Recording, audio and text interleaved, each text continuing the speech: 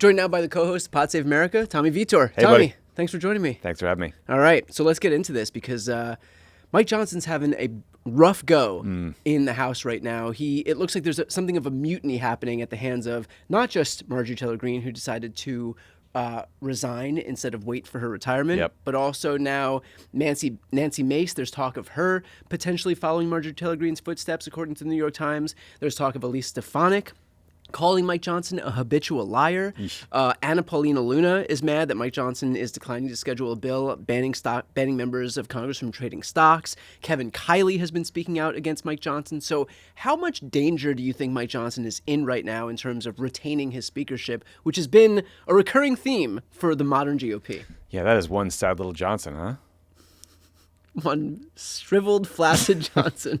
I think he's in big trouble. I mean, I think the question is, does he lose his job now or does he lose his job after the midterms? But none of these Republicans seem to like him. None of them think he's a good leader. I mean, Elise Stefanik was like, Kevin McCarthy was better than this guy. Kevin McCarthy looked like a political genius compared to this guy. Yeah. So I think we could see him go down in the next few weeks even. I mean, who wants this job? After Kevin McCarthy got so utterly humiliated by that motion to vacate by Matt Gaetz, he was out. This is something he wanted more than anything in the world. Yeah. Left Congress because he was so humiliated. Now Mike Johnson gets it. Who's going to want a job where you basically have to herd cats in a Republican conference where you're torn between showing blind deference to Donald Trump on the worst issues, on the Epstein files, on tariffing Americans, on stripping Medicaid away from people, on cutting food assistance from the most vulnerable, or actually adhering to what your members want, but then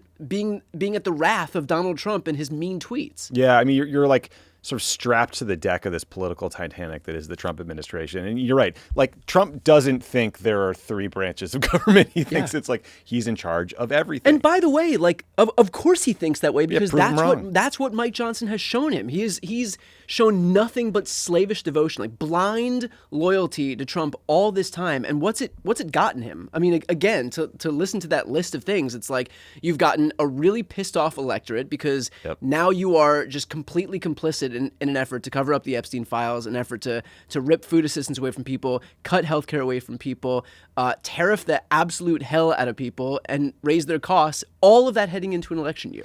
Yeah, and it's not looking like it's going to be a great election for Republicans. Like, look, we don't want to predict anything. Like, a lot can happen between now and November of 2026. But, I think a lot of these Republicans are looking at the special election that just happened in Tennessee and how close the margin was in a Trump plus 22 district. And they're thinking, that means a lot of us could be in serious, serious trouble. And maybe they have time to course correct. But like you said, Trump's orders to them are cover up for Jeffrey Epstein, for me, cut Medicaid, eat these tariffs, allow healthcare prices to skyrocket. And also, when I'm asked about the thing everyone cares about, which is economic affordability, I'm going to say it's a hoax. I'm going to say it's a hoax created by Democrats. Meanwhile, there's a poll in Politico today where I think 46% of voters said the affordability crisis is the worst it has ever been in their lives. Yeah. Which is ironic because that's what this administration and this Republican Party exploited to get themselves into power. So it's not like they don't know. If anybody recognizes the potency of this issue, it is the party that right now has full control of government power because of this very issue. Yeah, this is the poll. 46% say the cost of living in the U.S. is the worst they can ever remember it being. A view held by 37% of 2024 Trump voters. Yeah. Well, that explains why we're seeing so much defection. I mean, in this past election cycle on November 4th this year, there was something like 7 to 12% of Trump voters who crossed over and voted either for Democratic candidates or for the California Prop 50 redistricting ballot measure.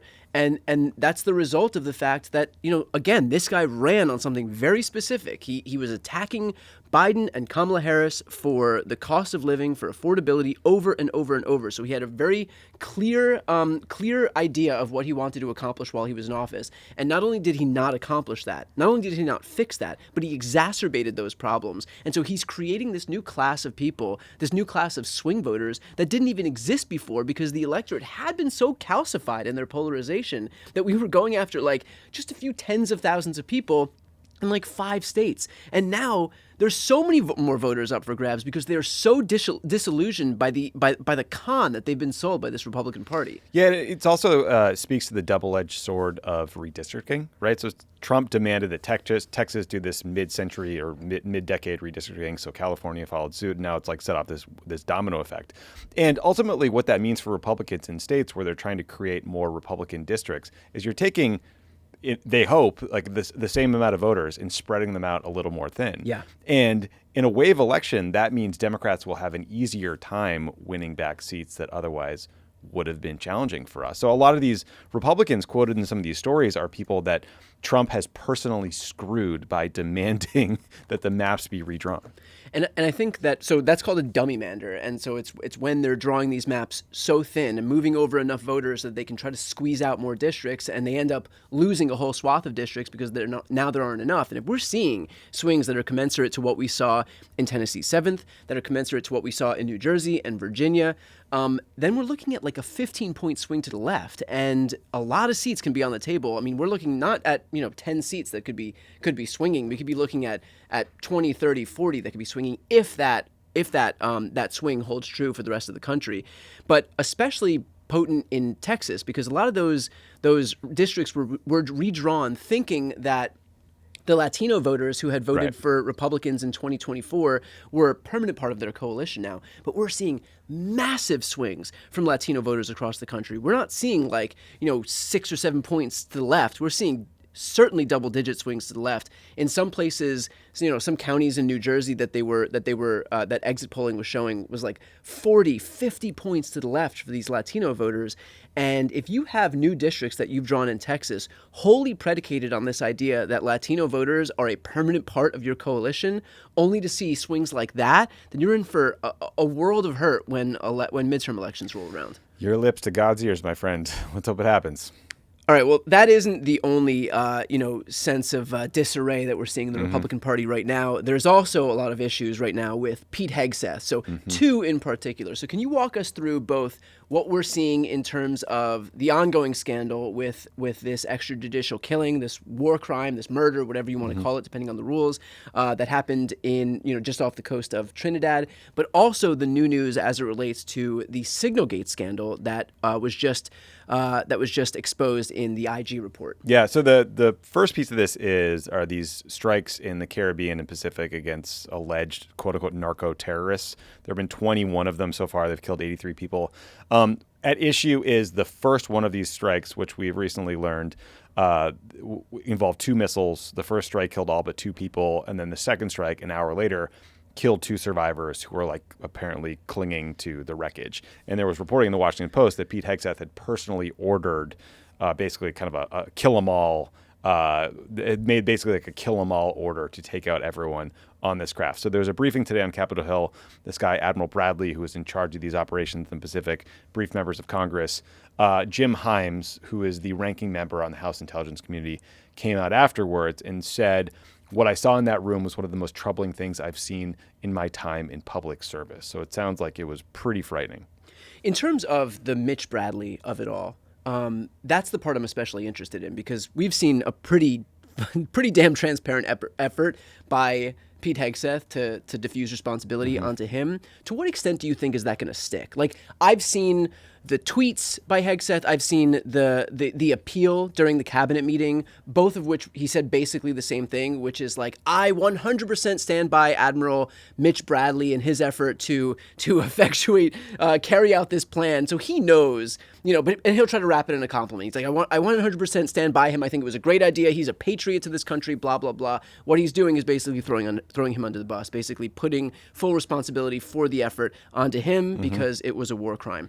So to what extent do you think that matters, or that this is going to stick if you're Mitch Bradley? I think it could matter a lot to Mitch Bradley. I mean, if I were him, I would lawyer up if I were Admiral Bradley. Pete Hegseth is clearly trying to pass the buck and to blame him and to signal to members of Congress and to Donald Trump and any future judge and jury that this is the guy who made these decisions. Now, we should say Pete Hegseth might be blaming Admiral Bradley now, but between this airstrike and today, they actually had promoted him. He was, at the time of the strike, he was the head of the Joint Special Operations Command, or JSOC. they've since promoted him to the U.S. Special Operations Command, which oversees all the special forces. So these guys were thrilled with the way he was running things until the details of this double tap airstrike were reported out. So, you know, a lot of ass covering happening here. Now, we'll see if it works, but I think what is going to happen is this is going to just completely erode any support for Pete Hegseth at the Pentagon and within the uniform ranks of the military, because they're not stupid. Yeah. They see what's happening. He's screwing their guy over. Well, that's the part I'm so interested in. Like, what do you think Mitch Bradley thinks the moment he hears that? I mean, it's such a slap in the face. It's so obvious. I don't know who he's performing for that doesn't see exactly what he's doing. Like any grown-ass adult who pays attention to this can see what the point of it is. Right. And so isn't that even worse that it's like... It's terrible. It's not even remotely subtle what he's doing here. And it's like, you know, if you look at the guy's Twitter feed, like one tweet is blaming, Admiral Bradley, you know, like a 4-star. And then the next one is like a gif of a fucking turtle shooting people with a machine gun. Like, he's just an unserious person. And everyone at the Pentagon knows it. That's why Pistol Pete is so insecure in the job. But incidents like this, like, he's going to lose the building, I think, for good. Now, what about the IG report that, I mean, this is just adding insult to injury at this point. The IG report reveals that you know, his culpability in all of this. Yeah, so folks probably remember Signalgate. That was when then National Security Advisor Mike Waltz created this group chat on Signal where they were discussing a very sensitive operation to bomb the Houthi rebels in Yemen. However, Waltz accidentally included Jeffrey Goldberg, the editor-in-chief of The Atlantic, which is... Casual mistake. Who among us? I just still can't believe that happened.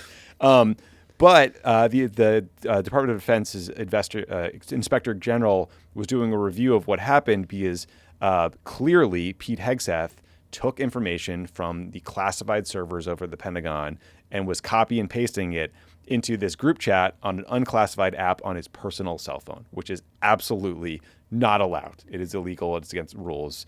And he could be prosecuted for it. So they released this report today that said he put at risk service members in the field by putting this information into an unclassified setting.